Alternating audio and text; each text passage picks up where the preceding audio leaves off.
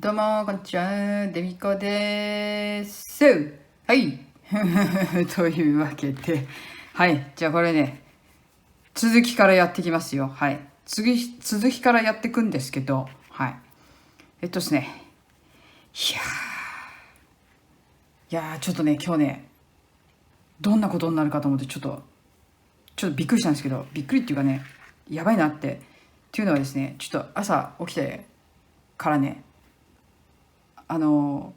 ネットに繋がらなくなりましてですね。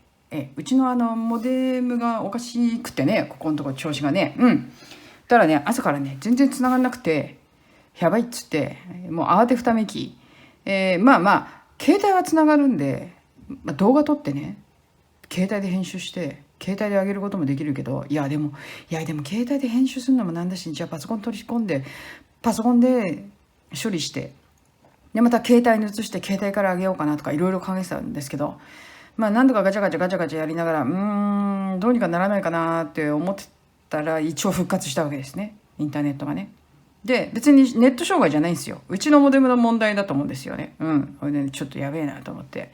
いや、書いたの1年ぐらい前なんですけどね。うん、新しいのにね。なんか調子悪いんだよね、最初からね、と思ってさ。なんかちょっとイラッとするんだけど、まあまあ、それはね、まあいいとして。うん。で、それにね、続いてね、今日はね、パソコンの動きも良くないから、じゃあパソコンもきれいにしちゃいってんで、ちょっとパソコンの中の整理もしてました。はい。いろんなね、今まで撮った動画もいらないところもこういろいろ捨てたりしてね。まあ、ちょこちょこいらないのは捨ててるんですけど、まあ、溜まってるじゃないですか。やっぱりほら、日本行ったりとかもしてたから。ね。その間、全然何もできてなかったんで、それで整理して、パソコンもスッキリして、よし、始めようっつったら、また夜になっちゃったって話で。暗くて見えねえよって話なんだけどね、どうしても夜になっちゃうね。どういうことみたいな。というわけでね、始めていこうと思いますよ。はい。はい。雑談はこの辺にして。いや、雑談つっても、まあ、ずっと雑談なんですけど、例はね。今回はね。はい。というわけで始めていきます。はい。今日は3段目から。はい、3段目から。で、ちょっとこっちから説明しようか。ね。今日は3段目。3段目ということでですね。ですね、3段目は、この色のやつを入れていくんですけど、色の部分がここでね。で、ここは白い部分って言ったけども。ね。今回やるのは3段目。3段目っていうことで、今、編んでいく段っていうのはですね、実はですね、白が今度被るんだから、白が次被るとか、ここだね、ここの段、今。これで言うと、まあ今3段目とか言ってるけど、実際この絵で見ると2段目になります。はい。ね。ここ2段目。ここの段を編んでいくことになるんですけど、ここは、要は、この色のやつね、ここが色の部分、ここは白い部分になるんで、色のところ、つまり全部追っかぶりになるわけです、色が。はい。なので、このやつは、基本的にはずっと長編みで追っかぶせてって、で、ここの白、ここは白が来るところだけポコッと抜かす。つまり、ここだけ筋編みをして、ここはずっと長編み、そして筋編み、長編みっていう感じでやっていく。そう。で、どこから始めるか、模様をね。どこから始めるかって言ったら、ここにちっちゃく番号がさらに下に書いてあるんですけど、1番からね。なので、ここから、つまり、この縦線の模様、これから始まる感じで始めていきます。はい。要は、この模様の、こう、完全に入る形で、一目目からやっていく感じになります。はい。なので、最初は、1、2、3、4と10個長編みで追っかぶせて、11個目を筋編みで白を残して、でその後19目ね、これ一つが20目の模様なので、19目また長編みで追っかぶせて一つ筋編みをしていくっていう形でやってきます。はい。というわけでございます。はい。なので最初、最初はどこを入れるかって言ったら、ここ1個立ち上がってて、で引っ掛けてね、白じゃなくてさらにその下の色のところ、ここね、ここですわね、ここに引っ掛けて長編みを編んでいきます。で次お隣も長編み、とりあえずだから長編みを10個、2、3、4、5、6、7、8、9、10。はい。で、こう入れたら、ね、ここに来たので11個目ね。ここ筋編み。はい。ここ筋編みをします。隣ね、ここね、筋編みをして白いのを残す。ね。こういう感じで。で、次はまた19目。長編みで追っかぶせて、20目目で、白を残すと。まあ、そんな感じで。この段はそんな感じでずっと編んでいきます。なので、ひたすら長編みを入れていきます。1、2、3、4、おっと白が5、17、18、19、はい、19編んできました。一応確認します。12345678910111213141516171819。はい、19編んできたので、ここで隣ここを一つ筋編み、これの繰り返しでこの段はやっていこうと思います。というわけでしてね、ですね、まあ一応この前っていうか前回の動画の時に話したマクロン君の話ね、マクロン君の話、実はですね、あれね、実はまあもちろんね、なんていうの、打ってない人に打たせようっていうね、困らせてね、うんざりさせてね、打たせようっていう魂胆もあるんですが、もう一つ実は目論見っていうかね、なんていうの、目的っていうかな、あるんですっていう話になってるんですよ。あるんじゃないかという話になってるんですよ。っていうのはですね、今年2022年、フランス大統領選挙があるわけです。はい。大統領選挙っていうのがあるわけですよ。で、もちろんマクロン君は、2回目の出馬ということなので、まあ普通に出れば普通に再選されるだろうと言われてるわけです。で、そこでですね、まあ支持率はそんなにね、うんと低いわけじゃないんですけど、そんなにうんと低いわけじゃない。だけど、やっぱりなんて言ったらいいのかな、この移民の問題とかいろいろあるからね、だから保守層、本当の保守っていう人たちは、もうマクロンじゃ生ぬるいんで、まあ、いわゆる、なんて言うんだろうな、あれですよ、まあフランスでもそういうふうに言われるんだけど、日本でもそういうふうに言われるような、まあ極右っていう人たちね、いや全然極右でもなんでもないんですけど、まあ保守ですよ、保守派の人たち。ね。マクロン君は言ったらあれ中道左派ですからね。リベラルですよ、いわゆる。リベラルなんで、保守層の人たちから、そうね、結構もっと右寄りな、さらに右寄りの保守層の人たちから生ぬるいと思われてる部分あるんで、だからそういう人たちの、なんつうの、応援する、なんつうの、候補者っていうのがさ、結構ポイント伸ばしてきてたりするわけですよ。ね。そういうことがあったりするわけです。最近はでもあんまり聞かないからどうなのかな、あんまり伸びてないのかな。でそういうのがあるから、だからなんていうのかな、まあ盤石ではないんだよね。だけどやっぱりなんていうのかな、自分のほら、ね、体制をね、やっぱり強固なものにしたいっていうのがあるから、少しでもやっぱりポイントを増やしたいわけじゃないですか。そうなるとですね、今回だからお注射をねしたくないって言ってる人、その人たちに対してああいうふうに言うことで実は自分のポイントを上げようとしたっていう面があるんです。どういうこと？どういうことって感じでしょ。というのもですね、一応あれなんですよ。世間的な認識として、例えばね、反お注射でね、デモとかする人たちって結構過激だったりするわけです。でそういう人たちって何を目的としてやってるかっていうと、もちろん自由を求めてっていうところはあるんだけど、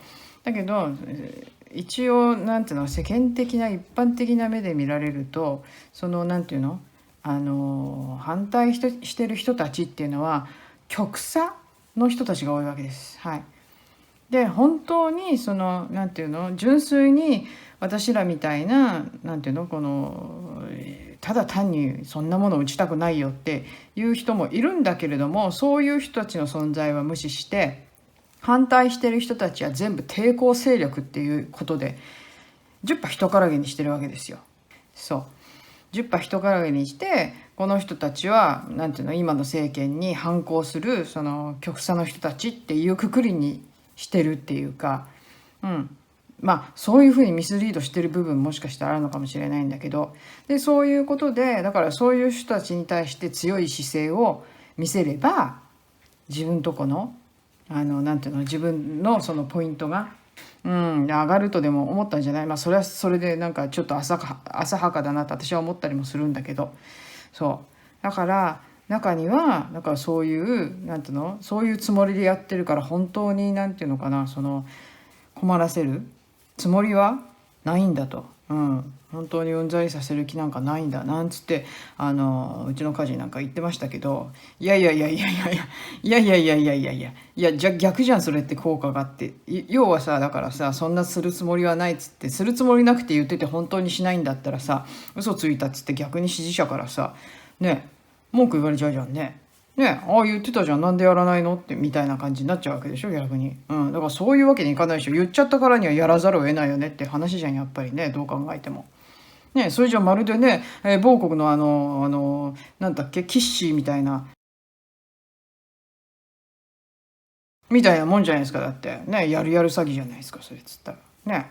だからそれは無理でしょって言ったからにはやるでしょ。つまりやるつもりで言ってると思いますよ私は普通にね。でそれでいてさあれですからね、全部そういうことで全員が打ってくれたら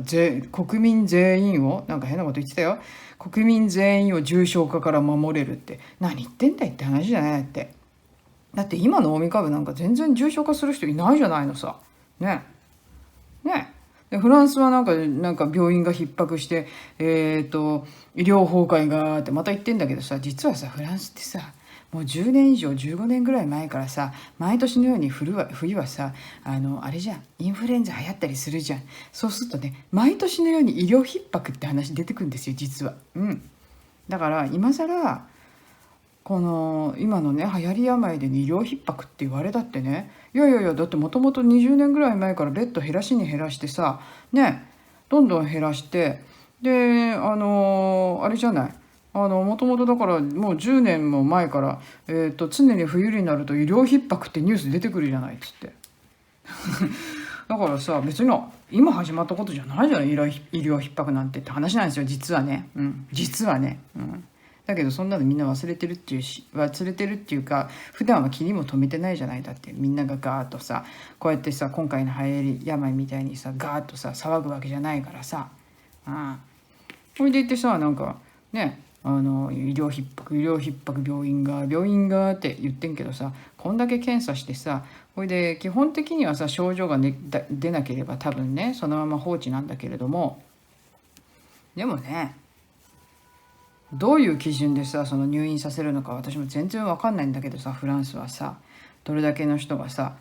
どの程度の人がさ入院してるのかとか、でも重症者が入院してるとかって言うけどさ、そんなに重症者が増えてるのっていう話で、まあ私もほらもうめんどくさいっていうかもうあんまり興味がなくなってきたからさ、そういう人数的なものにはね。だからフランスが1日にどれぐらい重症者がいるのかっていちいちもう調べてないわけですよ。そうだけどなんかそうやってなんかそのなんていうの、結局重症するかを国民全員から守るみたいなさ、いやだったらさそれさ毎回さあれじゃない、インフルエンザの時もやったら、だってインフルエンザで毎年何人死んでんのよって。フランスも相当死にますからね。だってね日本だって1万人死ぬんだから、フランスだってその半分は死ぬんじゃない、人口半分だからね。単純計算で私はそう思ってんだけど、もしかしたら日本よりも比率的には多いかもしれないしね、死亡者はね、分かんないけどさ。でもそんな感じでさ毎年死ぬし、とにかく風邪は万病のもとだからさ普通の風邪ひいたって死ぬ人いるんだからさっていう話でね。そしたらそれらの人数と毎年のその亡くなってる人数ってね調べたらあんま変わんないんじゃないの本当にって、普通に変わんないと思うんだけどだってどこの国もそうじゃない。だってこれ前から言ってんけどさ、流行り病だからっつってさその分なんていうの、その分のなんつうの、その死者がさ上乗せされてさ、年間で亡くなる人数が増えてるわけじゃないじゃない。置き換わってるだけじゃない。うん。だからそれほどさ、なんかこんな風にして、そのなんていうの、うんざりね、打たない人に対してうんざりさせるまでどうしてそこまで打たせるんだっていう、そこが本当に非常に疑問で、そして非常に気持ち悪いというね、だから嫌なんだけどね、とにかくだから選挙があるから、でそういう政局だから、政局にそのなんつうの、今回のその流行り病のお注射を打つ打たないっていうね、それね、それを利用してるって面があるわけですよ。でいやらしいねと思ってさ、純粋にそのなんていうの、国民の命がっていう部分がね、ないとは言わないよ、そういう部分もあるんだろうけど、でもやっぱり利用してんのかなっていう、そういう部分がなきにしもあらずっていう話でございますよ。まあね、極左の人がかたくなにさ、マクロンに抵抗してさ、なんかガチャガチャガチャガチャやってるのもあれだけどさ、私はさ別にデモしたりとかっていうのは別にいいと思うんですよ。だってそれは権利だしね。で言いたいことあったらデモすりゃいいと思うんですよ。問題なのは過激な人たちでさ、あっちこっちいろいろ壊したりとか、そういう人たちが問題なんであって、デモは別に普通に問題じゃないと思うんでね、もちろんね。それはみんなそうだと思いますよ。フランス人そう思ってると思うんだけどさ、そうだからそんな感じの話も出てますよ。政局、はい、政局に利用してるっていうね。まあでもね、私はさマクロンそんなに好きじゃないからさ、でフランスのためになってるのかどうかっていうのもよくわかんないしさ、っていうのもさ、だってさあの人はさ中道左派でさ、もろさ、あれですよ、経済界の人ですよ、はっきり言ってね。言ったらね。だから陰謀論的に言えば、今回のなんつうの、この騒動ね、今回の肺病についてはそれを広げたい方の人っていうことになるんですけどね、陰謀論的に言えばね。そうなんですよ。でもさ、あの人さ最初はさやっぱりさ強制にはしないってさ言ってたんだけどね、やっぱり言うこと変わるよね。あれかな、もっと上の方から指示が来たのかな陰謀論的に言うと上の方から指示来たんじゃないの。ワクチン全員に打たせろって。っていうなんていうの、妄想です。妄想を話しております。はい、妄想でございますんで、はいはい。いやいやいやいや、でもあれですよ、もうこんなんだってもうこれ以上は引っ張れないからね。近いうちに終わる、もう今年年内には終わると思います。いや、希望的観測。はい、そんなこんなでここまで編んでまいりました。はい、次の段に行きたいと思います。次の段、4段目ですね。ここ立ち上がってるところ、ここが頭でございます。ここに入れて、そして白をちょっと待って、こっちだ、白を引き抜きます。でこれはちょっとキュッと締めといて、で立ち上がって、でここどうするかっつうと、次4段目、この絵だと3段目だけど4段目、ここね、ここまず白い方の場合はこっちが白だから、こっちはずっと筋編みです。ここのところはね。でここだけ、ここのところだけ白は長編みで下ろして持ってく。でここずっと筋編み、そして長編みっていう感じで次はいきます。なので次は簡単っすね。はい、簡単っすね。よし、ちょっとこうしてこうして、はい、簡単でございます。はい。じゃあまず今入れた頭のところね、ここをさらに筋編みで取って、こっちも取って、こんな感じでね、ジャカジャカジャカジャカ筋編みをとりあえず10目、こうでしょ。6、7、8、割れないようにね、8、9、10と拾って11個目にこうやって白く残ってるんで、ここを長編みで拾っていく。で次は19目筋編みをすると、4、5、6、7、8、9、9、10、11、12、13、14、15、16、17、18、19、はい、19で20個目ね、これの繰り返しです。はい、この繰り返しでずっと編んでいこうと思います。はい、そうじゃあね、フランスの話題ついでにね、もう一つフランスの変な話題、全然話変わるんですけど、なんかね、法律でね、車のコマーシャルね、テレビでやるとき、車の CM ね、やるときに、車はなるべく乗らないようにしましょうというようなことを言ったことをね、言わなきゃいけなくなったっていうね、法律で、なんか通ったらしいですよ。なんか車乗るなっていうコマーシャルというか文言を車のコマーシャルって言わなきゃいけない。どういうこと？どういうことつまり今ね、ほらね、脱炭素とかなんとかっつってやってんじゃんね、やってんじゃないですか。あれですよ、あれのやつでね。で結構あれですわ、フランス、私の周りの人たちはね、割とフランス人ね、地球温暖化をね信じてるんですよ。私は全然信じてませんよ。で信じてないんですけど、私はですね、あれですよ、武田邦彦先生いるじゃないですかね。私は武田邦彦先生結構好きなんで、もうあれですよ、武田先生の言うのが正しいんじゃないのかなって私は思ってるんですけどね。まあね、いうとこの今実は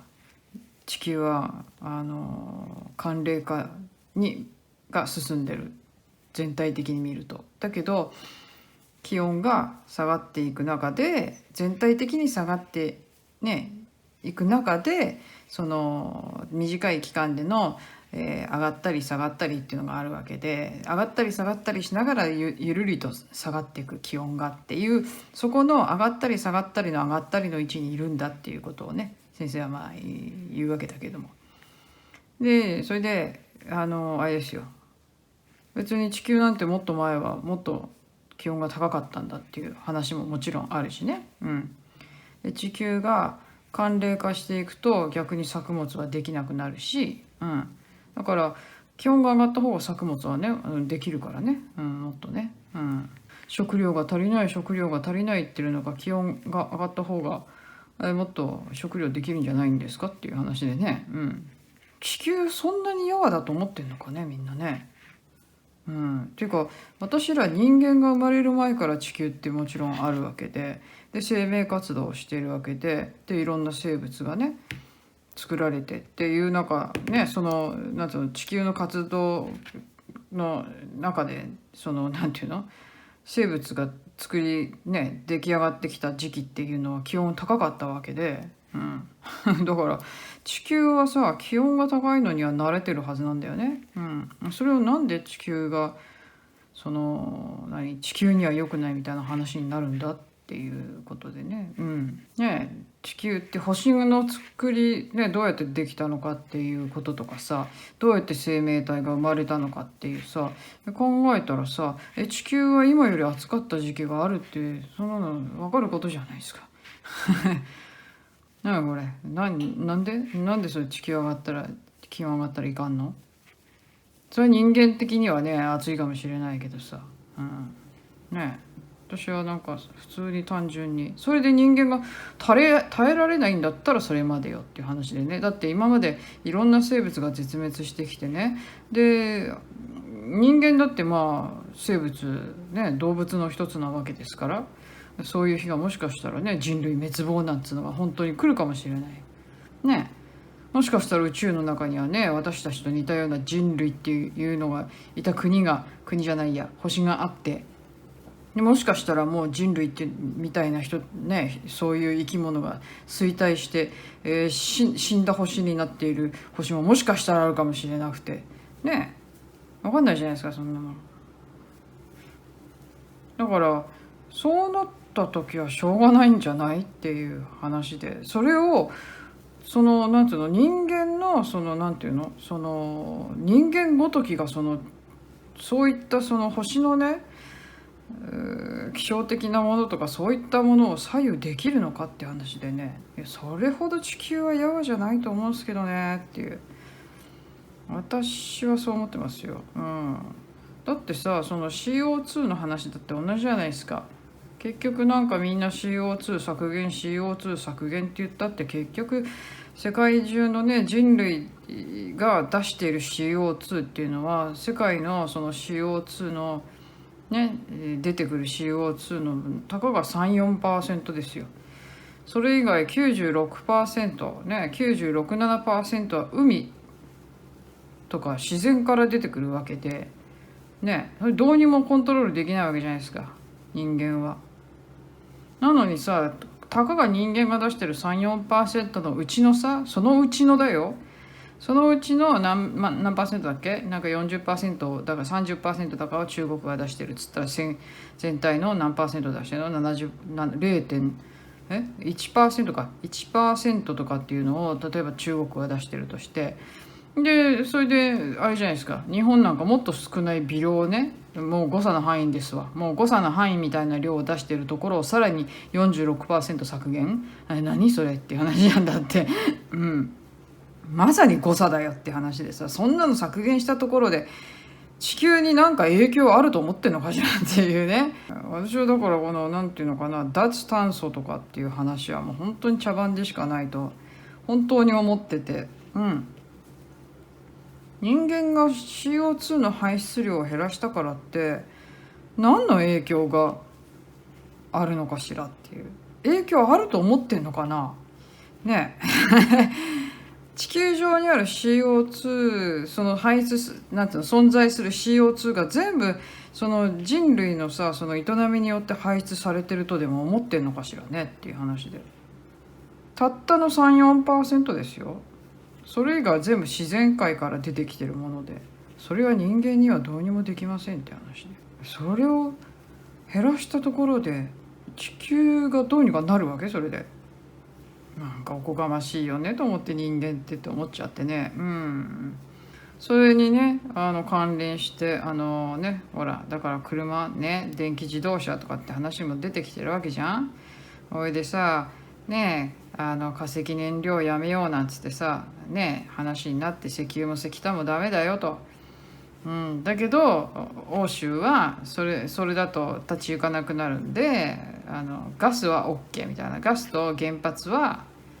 ねクリーンエネルギーっていう風に位置づけたわけで、だからさ、フランスもね、だからここのとこずっとその原発減らそうっていう声が大きかったんだよね。だけど現実的にやっぱりCO2 の排出量を減らそうなんてことになったらさ、原発必要なわけよ。だからやっぱり原発回帰になっててさ、いやもともとフランスは原発の割合高いんでね、 80% ぐらいなんでね、電気のね、なのでもともと高いんで、減らしたって言ってもそれでもなんか 10% ぐらい減らしたのかな。でもやっぱり原発回帰でさ、また新設するんだっつって言ってんけどね、まあなんか日本にもなんかそれに関してなんか利権がどうのとか、原発利権がどうのとか言う人もいるけど、利権なんてどこにでも存在するんですよ。利権とかね、そういうのはねどこにでも存在するんです。私たちが普通に一般ピープルが生活する中でも利権っていうのは存在していて、そんな中でみんな生活してるんですよ。だからね、じゃあ利権があるから何なの、じゃあ太陽光がいいの、それ太陽光だって利権ありまくりじゃないですか。だってね、太陽光がダメ、太陽光がダメならじゃあ天然ガスで、天然ガスは利権ないの？そんなことないっしょ。石油だってなんだって全部利権じゃないですか、だって言ったら。だからさ、どうして原発だけが利権だって話になってくるのかしらっていう話でね。まあ太陽光も今言われてるけど、もちろんね。で利権があるからダメだって、それはさ全然科学的じゃないよねっていう話で、だからあれじゃないの、まあ原発は確かに難しいとこありますよ。そのね、核燃料の話とかそういうのもいろいろあるからさ、難しい面は確かにあるから。私だって大手を振ってね、原発が絶対いいんだ、原発に、原発万歳、原発にしろっていうわけではないけれども、現時点でさやっぱりその金額的っていうか、その価格的に見てもね、効率的に見てもいろいろなことを考えると、やっぱり原発はやっぱり外せないよねっていう。だからある程度の一定のパーセンテージは原発で電気作るしかないんだよっていうね、そういう感じですよ。だってね、そんなこと言ったらじゃあ原始時代の生活に戻れるんですかって、戻れって言ってるようなもんで。だって今度の冬あれですよ、この今の冬だってね、ドイツなんか本当に原発も嫌だってね、みんな原発嫌いだから、ドイツも。で原発もダメだなんつってね、最後残り6期だったところを3期また去年の暮れに止めて、残り3期ですよ。これまた今年止めるつもりですけど、ドイツはね。でこれで全部止めるつもりなんだけれども、おかげで、それで何、石炭ダメでしょ、だけど天然ガスはいいって話になって、で石炭石油ダメだから、でも天然ガス OK なんて言ったってさ、そしたら天然ガスに頼るしかないわけよね、ドイツとしてはね。で天然ガスどっから買ってんのっつったら、ロシアから買ってるわけでしょ。ねえ、ほいでロシアがさバルブ閉めたらさおしまいじゃんねえ、どうすんの。はい、じゃあここね、一周してきたんでここぶっ刺して、でまた今度はこっちの色を入れてきます。はい、入れてきて、で立ち上がると。でこれまた見てもらうと分かるんですが、この一段上です。ひたすら長編みをして、ここまで来たらここも長編みで拾う。でここは長編みでなくて、このねかぶってるところ、ここは筋編みです。またでまた同じように長編みっつって、さっきと同じです。だから10長編みをして筋編みを1つして、19長編みをして、1つ筋編み、こんな感じですね。はい、なのでこうなってんから、こう引っ掛けて、ここを拾って1、あれ割れちゃった。ここを拾う。で1でしょ。2、あれ拾えない。2、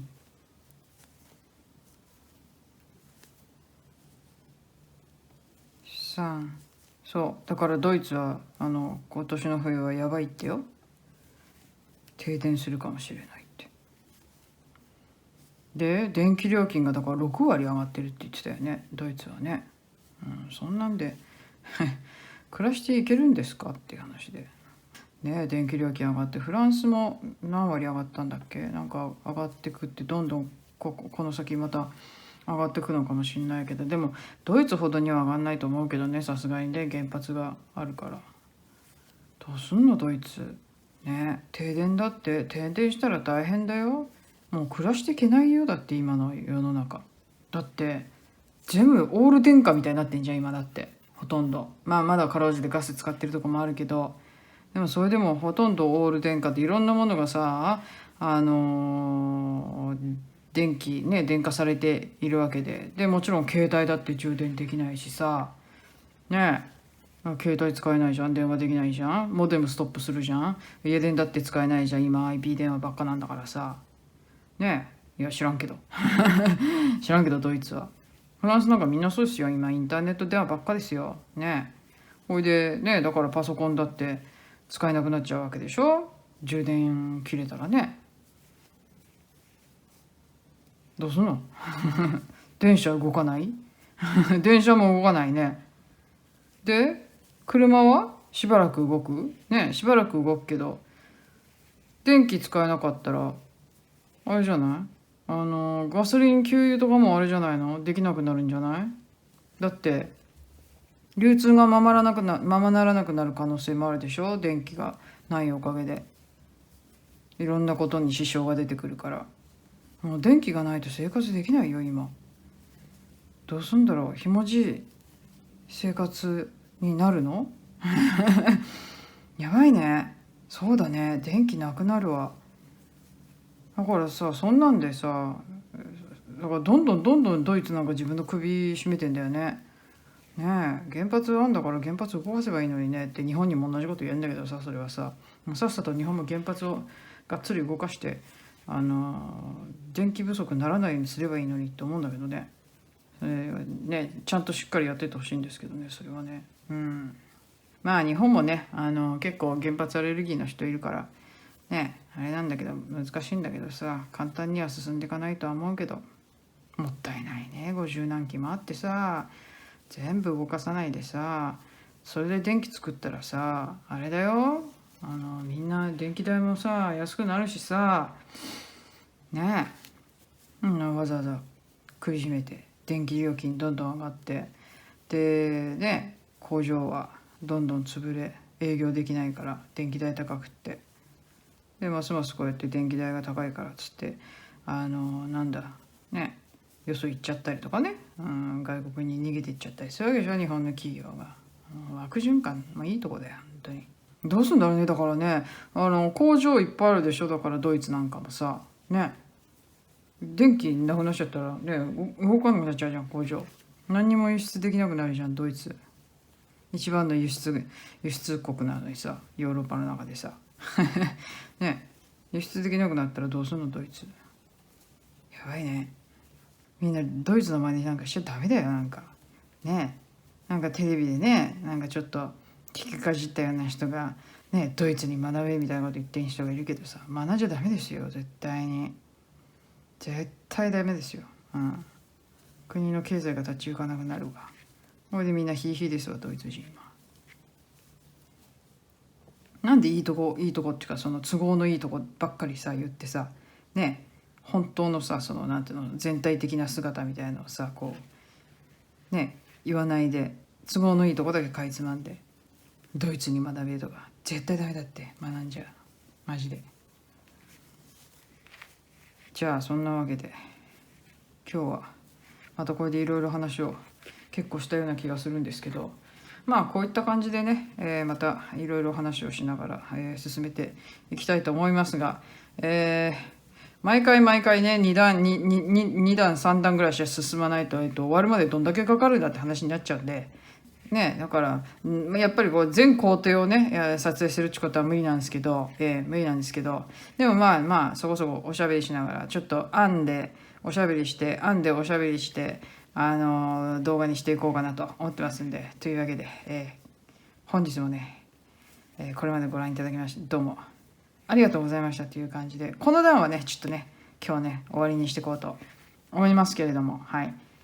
次の段に行く時からまた、ご説明をチロッとしながらちょっとね編むのも進めていきながら、そんな感じでやっていこうかなと思います。というわけで、じゃあ本日はこれまでということで、じゃあれおやつタイムあんじゃん。そうだ忘れてた、おやつ用意してあるのに。ということでこのままじゃあおやつタイムに入ろうと思います。おやつタイムに入ってお別れをしたいと思います。というわけでじゃあおやつタイムどうぞ。というわけで本日の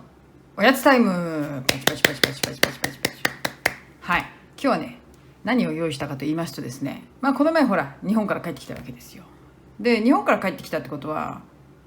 日本でこうなんかいろいろお菓子とか買ってそれを持ち帰ってくるわけです。そうするとですね、あれ前回に日本に行った時にまだ残ってるものがあるぞとね、買ってきてまだ残ってるものがある、そっちから食べようっていう気になるわけですよ。だから新しいものはとりあえずまた置いといて古いものから食べていこうっていう話になるわけですよ。はい。で今日持ち出してきたのは前回の帰国時に買ってきたもの、日本で買ってきたものを用意しました。はい。本日はこちらでございます。はい。沖縄限定シークワーサー。はい。シークワーサー飴。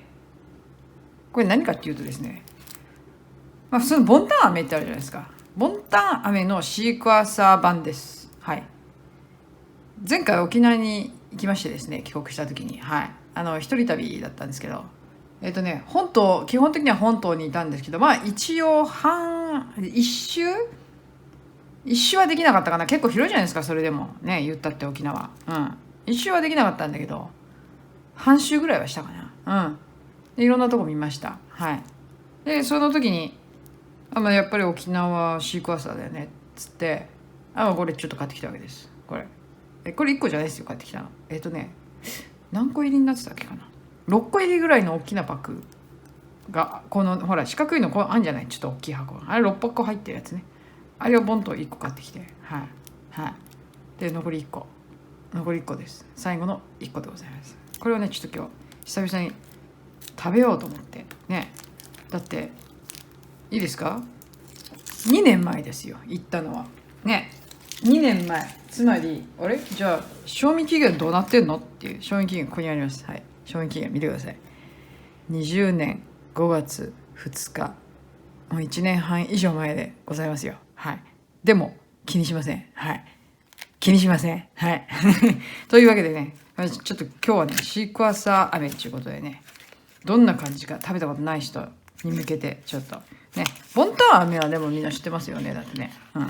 知ってると思うんだけど、ボンタン飴。これのシークワーサー版です。ね、こんな感じ。大好きなんですよ、ボンタン飴もね。ほいでいてね、シークワーサーも好きなんで、これ絶対美味しいよっていうことで、もちろん買ったんですけど、もちろん食べましたよ、すでにね。食べてますけど、長いこと食べてないので、ちょっと久々に食べたいと思います。では、いただきます。はい。ボンタン飴のシークワーサー版です。シークワーサー飴。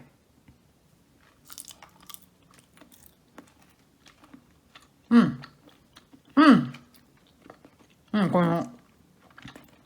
柑橘系の感じが、そして、歯にネチネチと絡みつくような、くちゃくちゃ系のシークワーサー飴。歯にくっつくわ。でもね、こっちって。でも、うん。美味しい。美味しいよ。うん。このさ、飴のさ、いいところはさ、このやっぱりオブラートだよね。オブラートってさ、昔さ、なんていうの、昔さ、今ももちろん皆さんあると思うんだけど、家にね。ほら、薬箱ってあったじゃないですか、昔家に。今もある。だからそれがね、今もあると思うんだけど、その薬箱の中にさ、オブラートって入ってませんでした、みんな。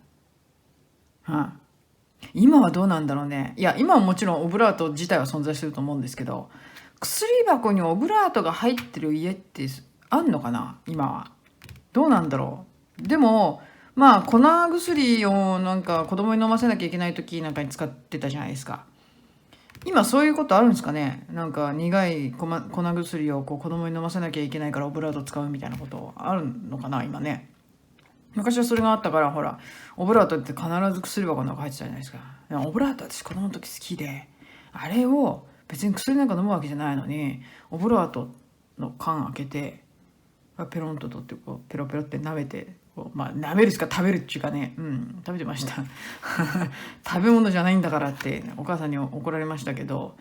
トローチも同じように怒られましたけどね、ガリガリ食べちゃって薬箱の中にトローチがあると、トローチ美味しいからそれガリガリ食べて、食べ物じゃないんだからっつって、怒られましたけど、オブラートもねそうやってねちょっとね怒られましたよ。でも食べてました。なんかオブラートって憧れるよねみたいな。私はあんまりね病気しなかったんですよ、子供の時。熱なんかもめったに出さないし、だから薬飲むこと自体が珍しくって、で薬ってものをオブラートに包んで飲んでみたいっていう、そういう希望がね、常にあって、あえてだからやったことありますよ。カプセルの薬あるじゃないですか、カプセルの薬ね。カプセルってさ、あれほら胃の中に入って溶けて、胃の中でこうなんていうのかバーッとこう出るっていうね、あれをなんていうの、こう開けてもらってね、カプセルをね、でそれをオブラートに包んでもらって、それで飲んだことありますよ。どうしてもオブラートで飲みたいっつって薬を母親にそれやってもらったことあります。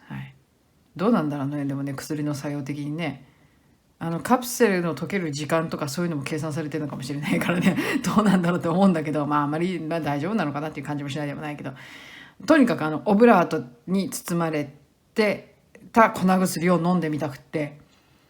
カプセルをこう開けてもらってね、それを飲んだことあります。何の話してんだって話なんだけど、いやだから今日シークワーサーだよって話ね。もう一個食べようかな。もう一個食べるよ。いや沖縄限定だからね。皆さん沖縄好きですか？沖縄好きだよねみんなね。食ってから喋る。ちょっと待って。ちょっと待って。くちゃくちゃね。食べながらね。くちゃくちゃだからね。早送りで。巻きです。巻き。おいしい。おいしい。ということでね、で皆さんね、沖縄は好きな人多いと思うんですよ。私もね、沖縄ね、初めて行ったのがね、初めてですよ。初めて行ったのが5年前ですよ。5年前に帰国した時に初めて行ったわけです、沖縄に。でいきなり初っ端からもう行くんだったら一番いいとこ行きたいって思って、一番いいとこっていうか、自分の行ける範囲でね一番いいとこ行きたいと思って、初めてでいきなり宮古島行ったわけです。もう感動しましたね。感動しましたよ、宮古島ね。当時はねあれですよ、なんかここにねほら流行り雨もあるからね、それほどね来てないと思うけれども、その後ずっとなんかほら言われてたのは C 国の人がねいっぱい来てどうのこうのって話になったけど、私が行った時はまだいなくてね、5年前はそれほどいなくて、自由に回ってましたね、レンタカー借りて。で泊まったところのそのお隣のそのお部屋に泊まってた家族がやっぱり同じように関東から来てる家族で、